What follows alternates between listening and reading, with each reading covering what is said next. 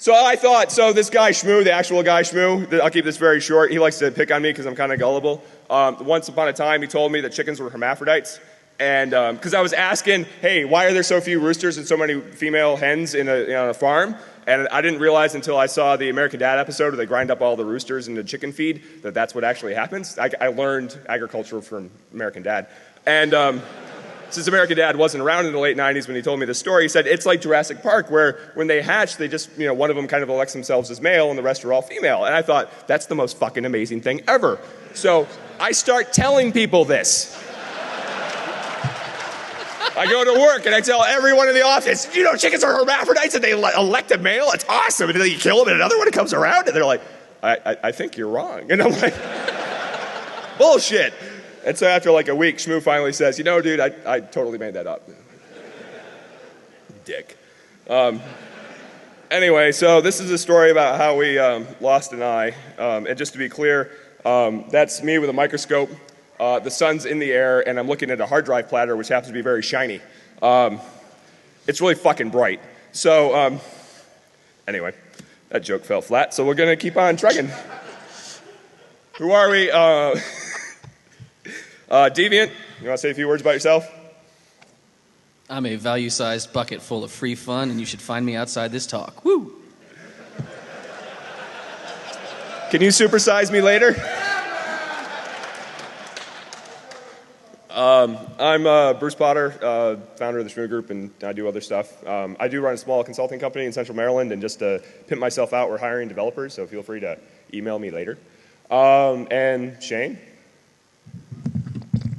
Hi, I'm Shane Lawson. I work for... Hi, thanks. I work for Tenacity Solutions. My entire executive staff is sitting right here staring at me. I think we're hiring. Yes, we're hiring. That's the whole talk. We're done. Thanks, bye. All right, so you should go sign up for Hack Fortress. Like, I'm not fucking around. If you want out of here afterwards, there'll be sign-up sheets, and you have to sign up before you leave the room. It's tomorrow only. Today is just free play. Tomorrow it starts at 10 a.m. So you can sign up for a later time slot if you think 10 a.m. is too fucking early. Feel free to sign up for the noon one. What are we doing here? So a long time ago, I worked for this company called Fort Knox, N-O-C-S, not K-N-O-X. That's how you had to answer the phone because no one understood what the hell you were saying. In Anchorage, Alaska. And we were going to do credit card processing, we're going to do set processing, and potentially even do digital bearer settlement stuff. And we were building these big-ass transaction processing servers and scattering them around the country. It turns out Anchorage isn't near anything, except the water. And so we were a little worried that if we had these servers that had all this information, this is pre-PCI, so we were just going to store everything in the clearing. There's a lot of subtlety to that statement. Anyway, and we were worried that bad guys were going to come and try to bag our boxes. And we thought, hey, what we'd really like to do is have a way to remotely destroy a drive. Just make the drive go away. And we wanted complete goddamn drive destruction, like a pile of slag. Like our first thought was thermite. Yeah, it's a lot of people's first thought because it's fun. But there's some critical issues with thermite. It's self-oxidizing, so it likes to go through things. Whatever's below it, gravity keeps going. So we really wanted, though, a solution that would make the entire drive go away because we were worried that even if there were a few bits of information left on the drive, if they were the right bits, they could be worth a lot of money. So for those that don't know about something like digital bearer certificates, this is the idea. It's the same idea as Bitcoins, just not nearly as psychotic. Someone explained Bitcoins to me the other night in a bar, and I thought it was a joke. Like, I understand the concept that these bits are worth money, but like the actual process and all the weird static values that are associated, like every 6 weeks this happens, and every 2 years this happens. I'm like, oh, we just pulled values out of the air, I see, and we called it a currency. Excellent. So, wow. You were all thinking it. This is crazy shit, but everyone's wearing a t-shirt, so it must be all right. Anyway, we wanted to make sure that if there were $10 million in bearer certificates or Bitcoin, someone that wasn't willing to spend $10 million to see if they could recover the right string of bits. So we wanted the drive to go away. Unfortunately, we were a little too busy trying to also get venture capital and burn through it all in the form of not doing anything. And yes, because that was the way the end of the 90s really worked out. It's like, hey, we got money. Go back to playing Quake 3. And it didn't work out. So one day we're sitting around my house after ShmooCon in the snowstorm, because it always fucking snows during ShmooCon. And Deviant was there, and Shane was there, and a few other people were there. And I was telling them about this little thing that we tried to do. And we decided, hey, maybe we should take this idea and do something with it for DEFCON. So the rules of the game that we were trying to do up in Anchorage, and we continue to carry forward today, and which is why you're all here, is destroying a drive in the following fashion. One, you have a 1U server. You have 1U above and below to install whatever the hell you want in the rack. So concrete, asbestos, things like that. When you fire the hard drive, you have 60 seconds to destroy it. You must not set off fire suppression, smoke sensors, seismic sensors, because we're near banks. Must not harm other system in the rack, and you must not harm the humans that happen to be nearby when you're lighting off your thermite or magnesium or something like that. So we undertook this talk in an attempt to see if we could realize my private little dream of destroying a goddamn hard drive. And so we will get to the various methods that we use, but needless to say, we accepted the challenge. 4chan, fuck the world. So someone in the audience is thinking, hey, why don't you just use some fucking crypto, you jerk? And you're right, we could have done that. Like that's a totally valid response. So first of all, we wanted this to be a spectacle, and crypto's not really a spectacle. You ever watch a demo of a crypto system? It's really exciting. It's encrypting right now. It's done. That's it. So, woo! Woo! Yeah, it's always good to have the redneck roar once in a while in the middle of the talk to wake up all the people. Was that pretty goddamn loud? What? Triple Dez. That's not really redneck. Dez is kind of redneck, One-time pad written on the side of your Pinto is redneck. So,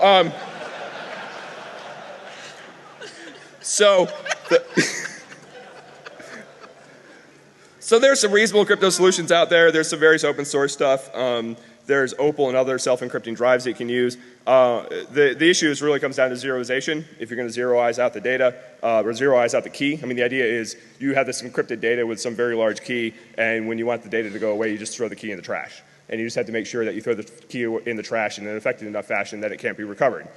What's kind of a bummer about that is if you don't do it, then all they need to do is recover 256 bits or 2,000 bits of data, and then they can decrypt the entire drive, versus if we're successful, there's absolutely nothing left except powder. So, and it stands to reason then if you're going to use an encrypted drive, you could just go after the bits like the little, TPM or whatever, and we could incinerate that, which would prove to be remarkably easy compared to what the hell we tried to do. So, there's various drive destruction standards. Anyway, there are drive destroyers. This one that DT I thought was bringing down to the con, but I haven't seen it yet, is the low-end version of a drive destroyer. First, you have to degauss the drive, which has varying amounts of effects on modern-day drives. And then there's this little anvil thing in the middle and one little point that, as Shane calls it, makes a little hard drive taco, because it puts 12,000 pounds of force in the middle of the drive, and the drive kind of folds up and shatters, which for most of the standards that are out there qualify as drive destruction. But if you ask someone what this was, and you hold up a broken drive that's been shattered by one of these, they're going to say a hard drive. It turns out you can get things that you can hold up pieces and go, what was this? And people are going to say a Pinto. And this is an $80,000 drive disintegrator. That's what they call it on the website, a drive disintegrator. It was like, check, that's add to cart. $80,000. I paid in Bitcoins. It's coming. I've been mining for weeks just to save it up for this drive disintegrator. This thing will eat laptops, small children, farm animals, male chickens, as it turns out. Will it shred? Yeah, you can put a blend tech into this thing, and it'll shred the blend tech. Like I assure you.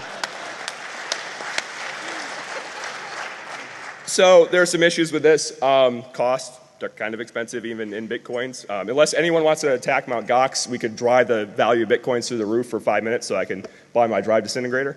Gonna keep turning that. There's gonna be hit on me by the entire Bitcoin cabal later. It's gonna be great. It'll be in Brasilia 4 later. Effectiveness, there may still be usable bits, especially the ones that make the little hard drive tacos. You're going to get little pieces of hard drive, and there may still be data on there that's of some use. And form factor, that's about 40U and 3 cabinets. So that was a little larger than our winning, the winning submission that we were looking for. So real quick, yeah, you should go sign up for Hack Fortress. For anyone that was in my Logan and I's talk on hacking game servers a couple years ago, that every single slide transition had stupid noises in between, you should thank me. I decided not to do that this year. So, they're like, yes, because that was the most annoying thing ever. But it was one of those jokes. It's like Family Guy. It's funny, and then it's not. And then after a couple more minutes of Conway Twitty singing, it gets funny again. That's basically what we were doing. So anyway. Someone's grabbing their knee in agonizing pain, anyway. Not a lot of Family Guy, Adult Swim watchers in the audience tonight. So, anyway, this really is not an important slide. Surely there's a better way. And what I want to get into, we're going to talk about the specifics of what we tried, so you can learn from our, I'll call them mistakes. So, about the ways that we did this, I don't know if you were planning on doing this slide, but I'm going to do it, and then I'm going to hand it over to Deviant. Is that all right? Yeah, that's what I thought was going to happen. That's why you put my name on it, so I can talk about myself in the third person. Or he can talk about himself in the third person. Get on with it. Dick. So just to be clear, some of what we did is in the slight gray area from a legality perspective. Deviant will touch on that gently, very gently in his supersized way. Dangerous. We tried to exercise as much care as we could. There were certainly times when we thought something really bad was going to happen and we're filming it and nothing occurred. So it was actually shockingly undangerous at times, which is really embarrassing, especially in front of your own children. They're like, go stand way on the end of the driveway. And they do, and we get something that we're like, okay, we're ready. And we do it, they're like, have you done it yet? And we're like, yeah, we did it. Sorry. Go inside. I need to hide. Pseudoscience, we definitely made some gold, I contend. But nobody else seemed to believe me. Except I did trade it in on the Mt. Gox currency market, and I had my Bitcoins from the gold that I alchemized out of the hard drive. So we initially split this up into 3 areas. Incendiary, which was Deviant's area of focus, chemical, which was Shane, and physical, which is mine. We're going to go through the efficacy of each of these. And it turns out that we really had the most success in a 4th surprise area that involves strippers and blow. Anyway.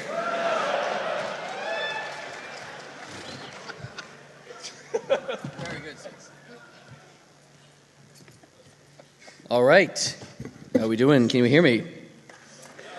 So yes, as Bruce pointed out, incendiary. I got pretty fucked because there's only 2 ways you can do this. One is thermite, which doesn't, play nice with anything, or doesn't play nice with ceramics, which there's a lot of in circuitry and hard drive platters. So that really much just kind of leaves you with explosive blow the crap out of everything, which fails miserably at all the conditions we set for this situation.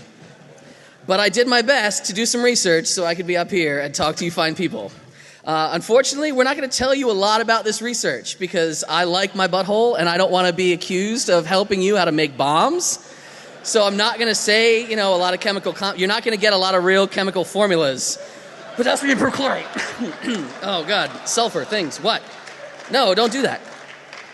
So it's going to kind of go like this. And if you are a smart person, you can figure out how things are and how things go and how things might be for you.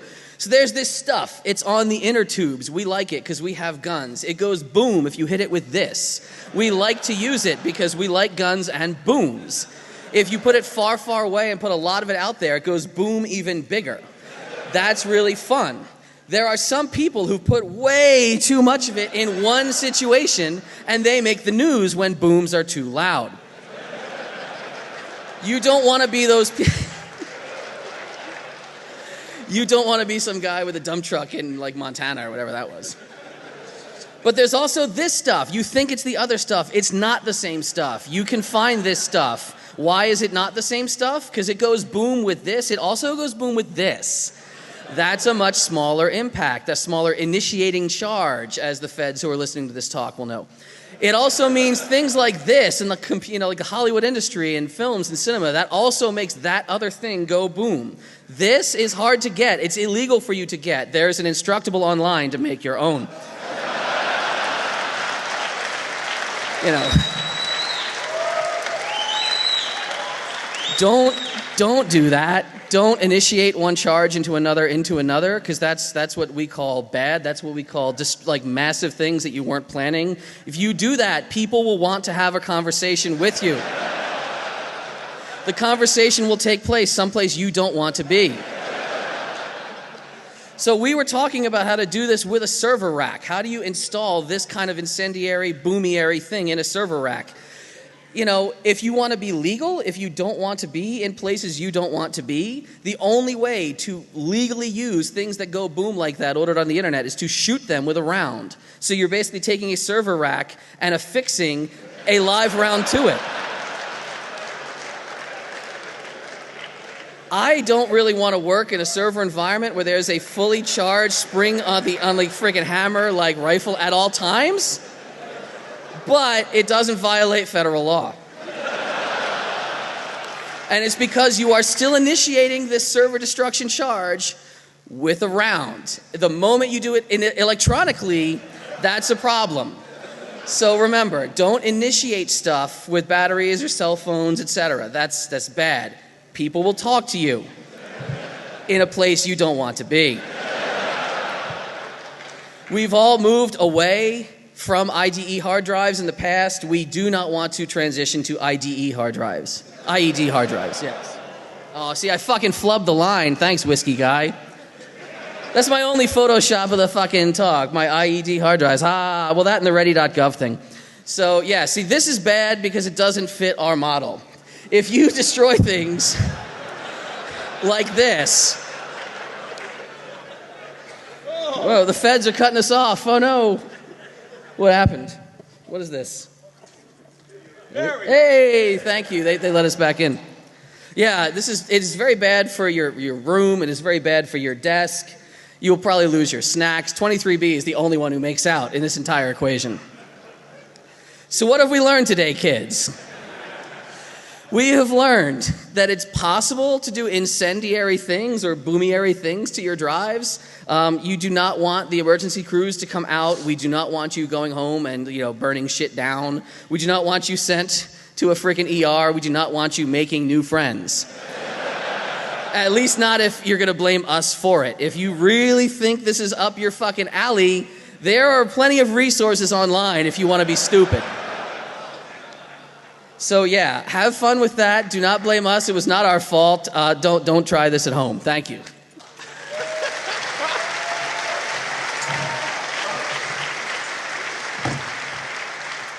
Yeah, I can't follow that.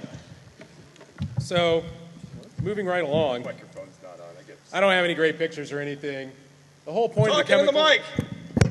How's this? Better. Thank you. All right. What? Fuck you.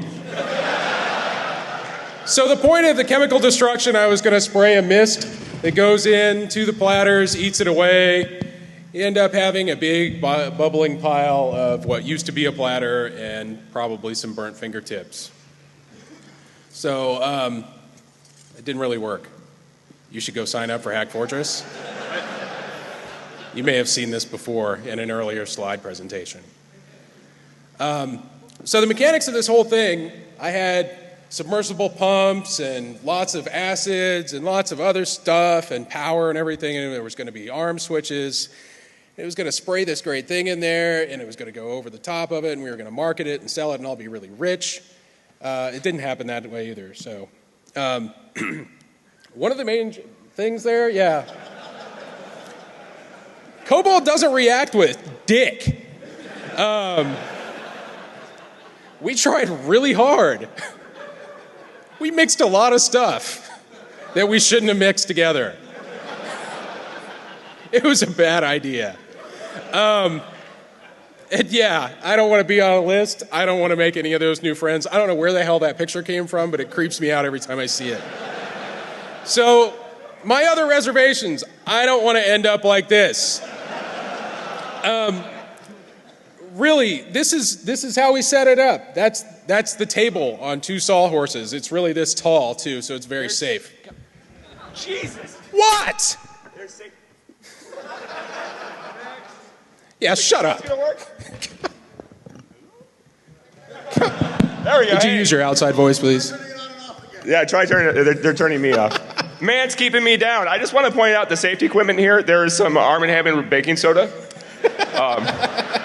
to neutralize any acid that we got on Shane's eye. And I think that's it. That's all the safety equipment we had. Oh, we had metal containers for the acid that we were trying to use to melt metal with. So this whole process, actually, if you look over there, that little white spot, that's from the acid we spilled on the table. A lot of this was a bad idea. The root beer was okay, though. So how do I know it didn't work? Well, because it didn't work. This slide's in the wrong spot, by the way. Yeah. Okay, keep going. You put it there. No, you put it there, Dick. This is your slides. You must have moved it with all of your Hack Fortress slides. Anyway, You should go sign up for Hack Fortress. Bruce also has a problem with altitude sickness today, so you might want to be forgiving. That bike ride. Could you just keep going? They're waiting for you. He pussed out on it, Wait, yeah, just to let you know. That's what 2 years of training gets you. So we let this stuff soak with a pretty low-grade acid, and eventually it made a little tiny hole. It really didn't do much. So some of the chemicals in use, they're corrosive. We really did mix a lot of stuff. Some of it may have not been acid. I'm not really sure. You get a little confused about acids and bases. You know, it's not really that important, though. I don't really give a shit. We didn't research this anyway, as I was told. So in fairness, we did try so most of the aluminum platters are made of, to cut to the chase, aluminum. And the aluminum will be dissolved by phosphoric acid. And you can buy phosphoric acid in the form of battery acid, basically. So we tried to use that. We watched it for a while. It was pretty exciting because we mocked it and it didn't do anything. You know, we thought maybe screaming at it like the little the Bob's glue or whatever and make it angry. No, didn't work. That is something different. That was the hydrochloric acid low dose. It didn't do much. It's etching solution basically. Yeah. That also did next to nothing. Well, that's what made the little hole. Oh, it did. But the hole was actually where you had scratched it. Yeah, I scratched it to prove that it really was a metal platter because you didn't believe me. Yeah, I did not. So there's some more acid doing nothing. Nothing. Not a damn thing. You're sitting in the Penn and Teller Theater looking at a slide of nothing happening. Just to be clear, this is what DEFCON's gone to right now. And you're laughing about it. Okay, next. Awkward. Have you ever feel like you've been had? Yeah. That was when you came in the room. Keep going. So there's some more of it not working. So yeah. Also not in focus, but that's cool too. That's because I took that picture. I'm sure someone in this crowd is going to say, oh, you guys did it totally wrong. We know this other thing that would have worked great. Fine. Fuck you. Afterwards, and after we get around to what you can do for us later and what we'll do for you if you do something for us later, you can contact us. Shut the fuck up. You're so belligerent. I know. Wait till he gets drunk. He gets all cuddly. Speaking of that, it's your turn. Oh, is this? Oh, okay. Yeah, these are your boxing gloves. Awesome. Oh. Deviant's running back and forth across the stage. He's our ball boy. I wondered where you went. Deviant's the ball boy. Yes, there you go. So the idea with physical destruction was we were going to grind stuff down, hence the term physical destruction. We'll just kind of show a couple videos here. So that's me. Shane's filming. That's why it's all jittery, like he's on meth. That's a hole Coke, saw. actually. A hole saw designed to cut holes in sheetrock. That's not sheetrock. Yes, I am serious. Because, look, dude, we're in my garage. I'm like, what do I have? I'm like, I got a hole saw. All right. Whoa.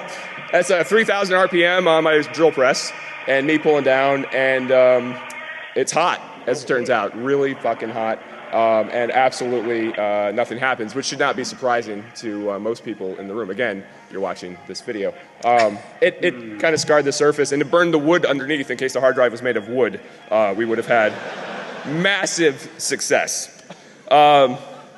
Next thing we tried was a spade bit. Same basic premise. Drill press at 3,000 RPM.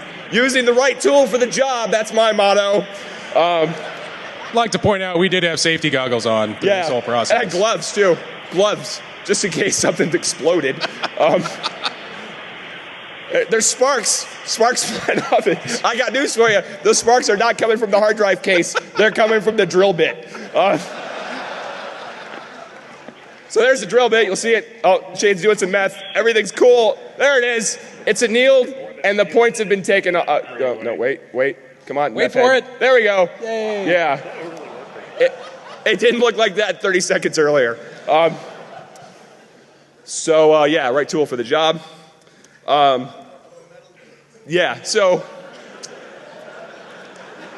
So we did try that just to prove that it would work, because we were suspect of that whole process.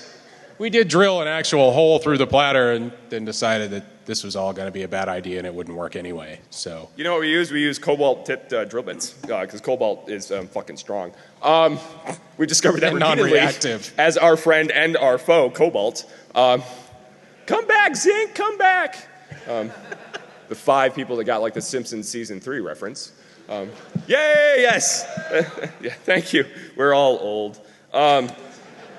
This is slightly more appropriate tool. This is a metal grinding disc designed to grind through metal at 3,000 RPM on a drill press. Again, I think I've given up on the gloves at this point. I've decided that nothing is going to fly off and rip my fingers off. There's a lot of smoke with this, mostly from the shit that's on the outside of the drive case. Absolutely really nothing happens. It scratched it really well, and that's about, and it burned the wood. There's a lot of smoke. It's kind of hard to pick up on this crappy meth head camera, but... that's because it's not an iPhone. Oh. So, wow, you just burned yourself, man. That was... Anyway.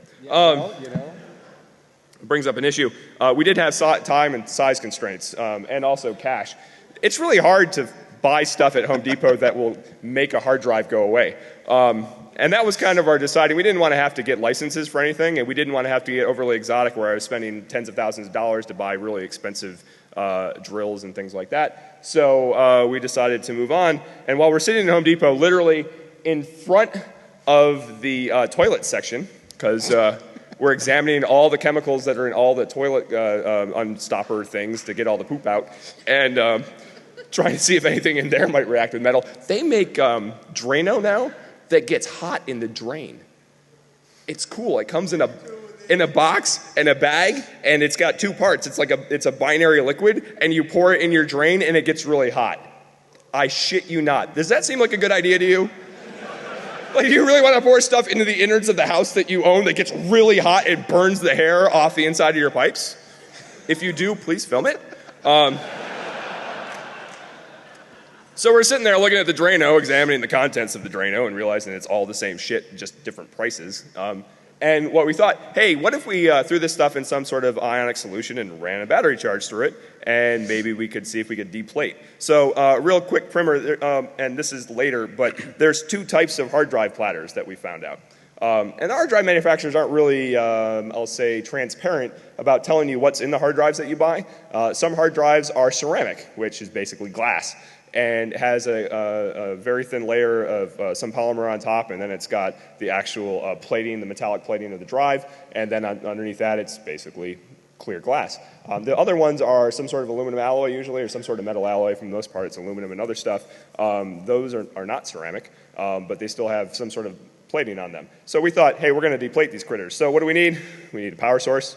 I like to think we use a Tesla coil, but in reality we use a couple of car batteries, some leads, and so I told my son, hey, go inside and get the salt. And I thought he'd come out like a Morton salt thing. No, he brought out the good salt grinder off the dining room table. Oh, yeah. Good enough.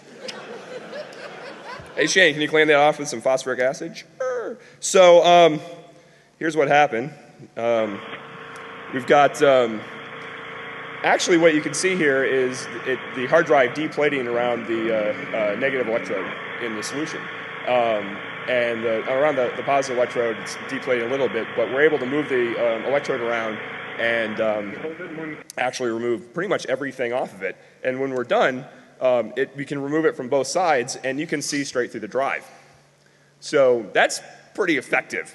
And this was the first drive we cracked open, and this is what we started playing with. This actually turns out to have been a problem, because we spent a lot of time with the drive platters from that drive trying to understand how to make that go faster, how to be able to get to 60 seconds. And we're like, well, we need fluids that conduct electricity better, and we need more juice, and we need bigger electrodes. So we had 12 volts out of what initially was a Radio Shack DC power generator. So then we went with, instead, 2 car batteries and garden stakes and some jumper cables. So this is decidedly entering the realm of maybe not a good idea. Anyone ever welded with car batteries before? Yeah, you can do it. We were trying not to, really hard. That's all that happens. So that we really thought this is where I had the kids literally like in another school district, like they had left the area, and we deplated at about the same rate that we deplated with a 13 volt 19 amp DC power supply from Radio Shack. So this was much more nerve-wracking. And someone's going to say, hey, you should use larger. Oh shit. You should use larger electrodes.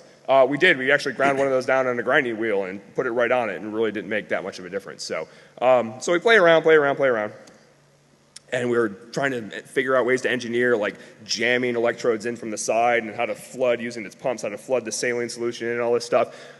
We cracked open the next drive, and I went to deplate it just to prove that we could do it, and absolutely nothing happened. And we cracked open another drive, and absolutely nothing happened. And we discovered that the only drive we had that was ceramic was the first one, and everyone else that we had was aluminum. So we had all these drive platters and this solution engineered, and he came over with all these pumps, and we're all excited because we're going to have this all done. And no, we're not. We were going to have an actual demo. Yeah, we're not going to have any kind of demo at all. So they don't deplate the same way. But what they do, Jesus, come on. Drink, is they melt. So we decide, God bless it. Jesus. I'm gonna stand over here and give a talk. So what we did is we took propane, and this will not be a surprise to anyone, but the propane, holy shit, I can't make this play. There it is. Propane and propane accessories. That's my Texas accent right there. It sounds like my normal voice because I can't do it. So it's a really shitty video, off frame. I was looking at something else, sorry. Jay was doing a line of coke for that one. So this will melt. I sped it up because it took about a minute and a half to do it, and it turns into a little melty blob of aluminum, which shouldn't be surprising. What's interesting is the Curry point, which is the point at which the stuff that they use to plate the hard drives becomes non-magnetic. The Curry point for the material that they use is about 800 degrees centigrade. So propane burns at about 2,000 centigrade. So in reality, as much as that drive melted, well before it melted, the surface temperature of the drive had reached the Curry point and it was no longer magnetic. So again, the drive was destroyed, and you can destroy a drive with heat very effectively. The problem is it's not a very good demonstration. It's like watching crypto. Hey, we just reached the Curry point. Yeah, it's really exciting when it gets to the Curry point, you know. I did that twice now. We're going to go for a third later. So what happened? So we tried to get spinning, flying, molten aluminum. That was actually a goal of ours. You could take a power supply out of a PC and plug in a hard drive, and then if you short circuit the green wire to any black wire on the power supply, it's on, and it'll light up all the 12 and 5 volt power out of the power supply. So I had an old PC, I pulled it out and did that, and it actually works. People done that before? It was a neat little trick, green to black, and you can just turn on the power supply. And so we went in and we took the top off a hard drive, and then we took some propane torches, several of them, and held them down against the hard drive platter. And nothing happened. And we waited, and we waited, and we waited. And about 5 minutes later, we gave up. Like, the drive was clearly hot. The heads had melted and were like etching a little hole in it, but the hard drive was still spinning, and nothing had melted. So the actual force of the 7,200 RPM drive and the amount of time that's actually underneath the flame, it cools very rapidly. The flame doesn't really have the ability to hit the surface of the platter due to the ground effect of the spinning platter. And we couldn't burn it while it was on, which was really unfortunate, because we thought, if we can get a video of spinning, flying, flaming aluminum all over my driveway, that would be really cool. It didn't happen. So what did we go for next? We went for map gas. Anyone ever use map gas? Yeah. People do like, yeah, that shit's hot. That didn't get shit. That didn't get a goddamn thing. Burned my finger on my butt and nobody laughs. That's because it wasn't funny. It's 1,000 degrees centigrade hotter than propane. What's cute is it's not made in North America anymore and you can't buy it. You can buy map replacements that are basically like it, but it's basically acetylene mixed in with some other good stuff, and it burns hot very efficiently. But the only plant that made it shut down in 2008. And the stuff that we had fell off the back of a truck. That's what my neighbor said. He's like, "This fell off a truck." And I'm like, "Whatever, dude. Like, I don't really care. I don't want to even know like how you got this stuff." What? Oh, God damn it. This is what, never mind. I'm not even going to go there. How many people is this your first DEFCON? You're experiencing like a DEFCON 7 talk right about now.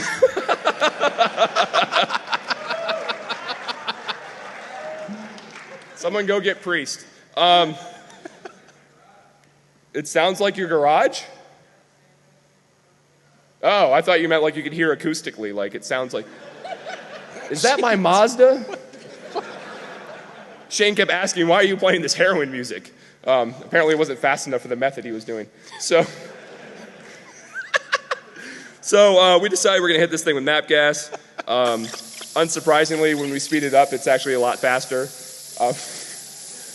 Did you just say that? Yeah. Really?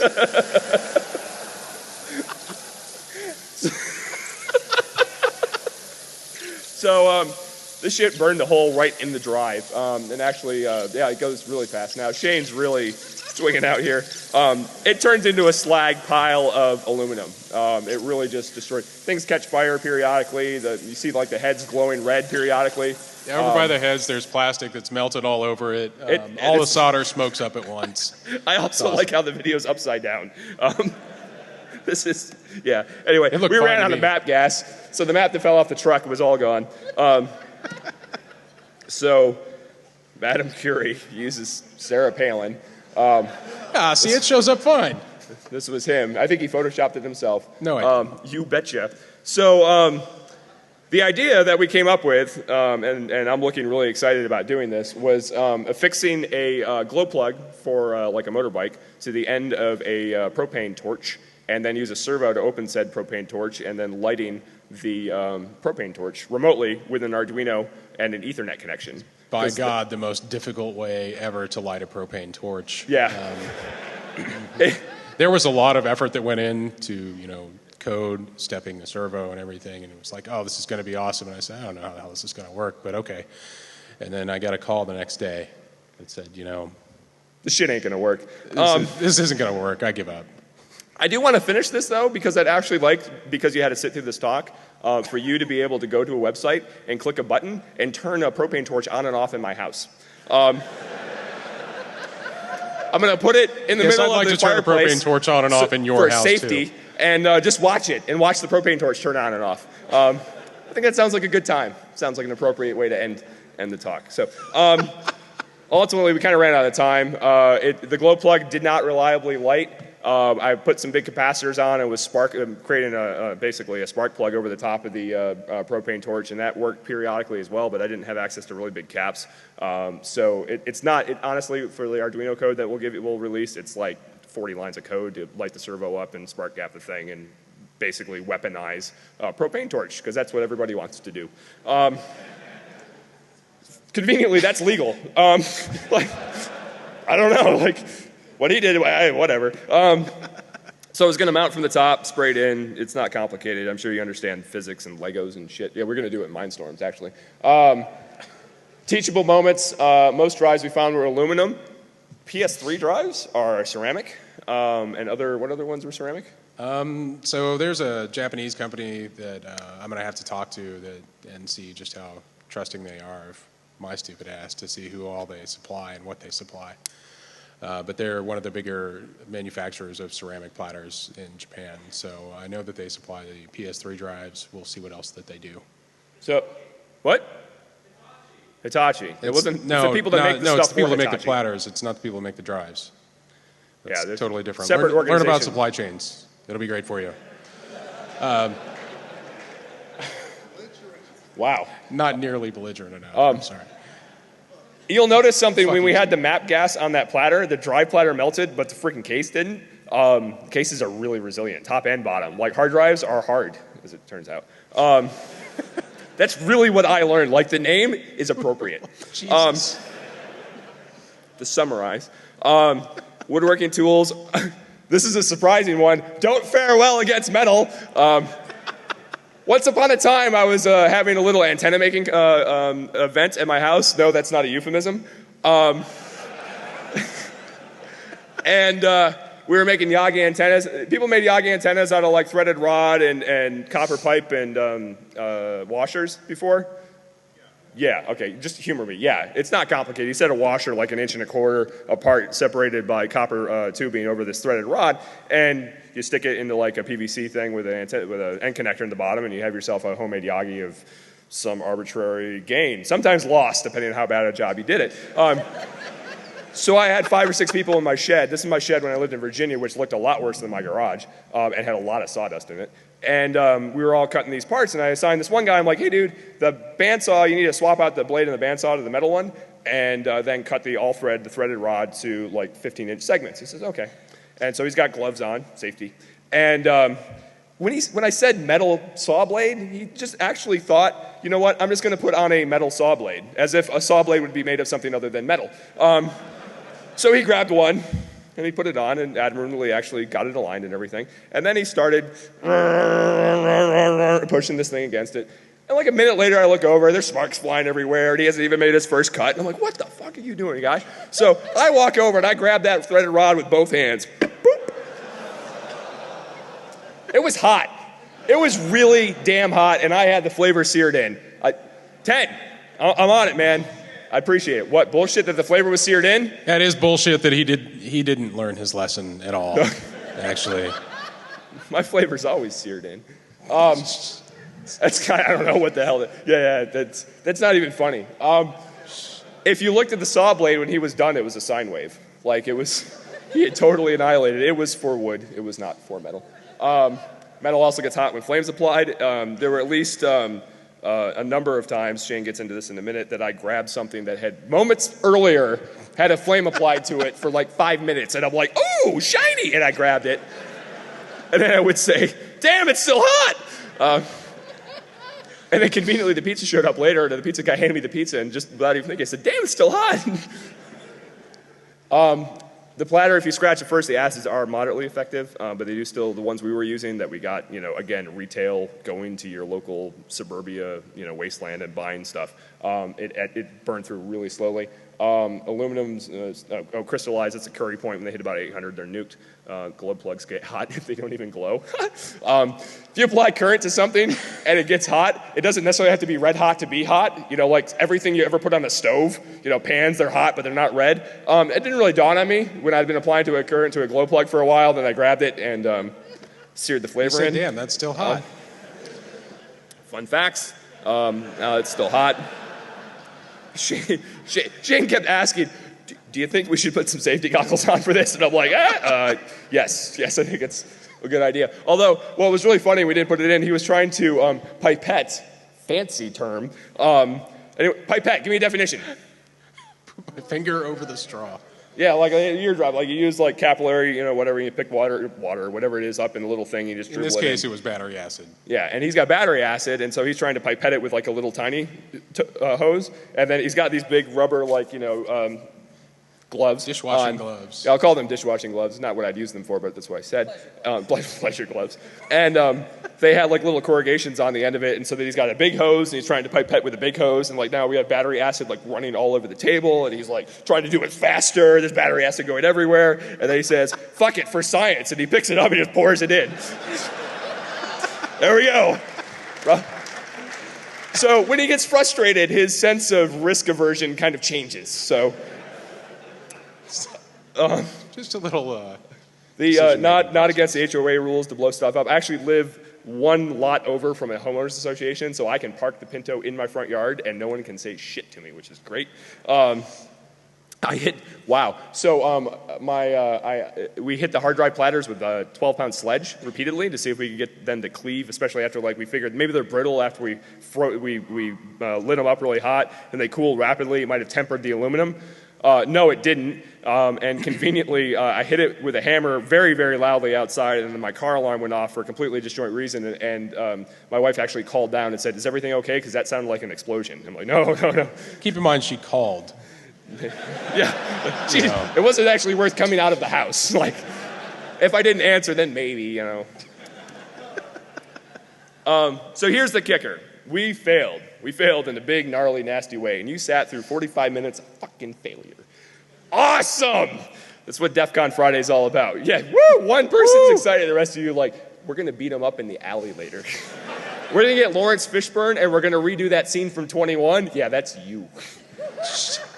So here's the deal, though. The first person that makes a device that meets the challenge requirements that we have and does not harm themselves or sue us, we'll get free access to ShmooCon 2012, sorry. Not in the past, I don't have my time machine handy, so.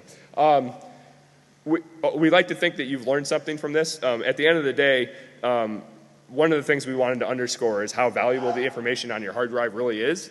And some of the drive destruction standards that we looked at aren't the most recent things in the world, and there's been very large advances on how bits are stored in hard drives, the density of the bits on the drives, materials that are used, and things like that. And so the cute ways that we destroy hard drives and try to overwrite. Somebody said, I saw on Twitter, they were trying to securely erase their hard drive, and it was like a half a terabyte drive, and they were going on hour 36. Wow. Seriously? Curie point. Like, take out the propane torch, hold it there for 5 minutes, 800 degrees, your drive's done. You don't need to worry about it. Throw it in the trash, hand it to some random stranger, say, take it, it's dead. We really need to examine how we destroy data. I mean, there's lots of people that don't, but people in this room are smart enough to. And we like to find ways to do it in more assured fashions that are maybe non-conventional. So if you're interested in learning, we can give you more details about what we did. We're happy to provide you with more technical details. We are not liable for anything that you may do, and we actively encourage you not to break the law when you do this. And also, this is not to get away from the law. So anyone live in Central Maryland, major DC area? Yeah, probably, but you don't like to admit it. The Montgomery County, the guy that runs Montgomery County in the DC area, he was kind of corrupt. He was taking lots of bribes and things under the table, and the feds had been onto him for a while. His wife was involved, some council people, a lot of local contractors, that kind of thing. They had his house bugged, and they decided that they were going to finally add enough evidence, and they were going to go arrest him. And the guy found out because the cops had showed up at his office trying to arrest him and he wasn't there. And he found out that they were coming to his house. So he had his house bugged, and things came out in the bug like, hey, honey, stuff $50,000 in cash in your panties and flush all the checks down the toilet. Okay, this is recorded for posterity. Plus she had $50,000 stuffed in her crotch. So, yeah, exactly. It was in ones. They were reenacting that scene from 21. Jesus. It turns out that usually by the time they're coming to get you, they already know that they have their case won. So don't do something stupid, like deal with the judicial system. Don't delete data for evidence and things like that. That's bad. We're not encouraging that. We're looking at doing this strictly for, hey, there are bad guys out there, and we know pretty well this day and age that the bad guy problem is real, and we'd like to make sure data gets destroyed appropriately, even under large situations of duress. So that's that. Real quick, once again, cycle override, already went over this. So did anyone here actually go on the ride? No, yes. One guy, yes. One. Thank you, sir. One. You okay today? You survived all right? Yeah. Excellent. I encourage anyone who is able to bike, come out next year. And like I said, we'll be doing... Oh, fuck. I'm not even saying anything important, guys. Like, jeez. Really? Ah! So in summary, go sign up for Hack Fortress and go ride a bike. And right. there you go. Anyway, that's it. Thanks, folks.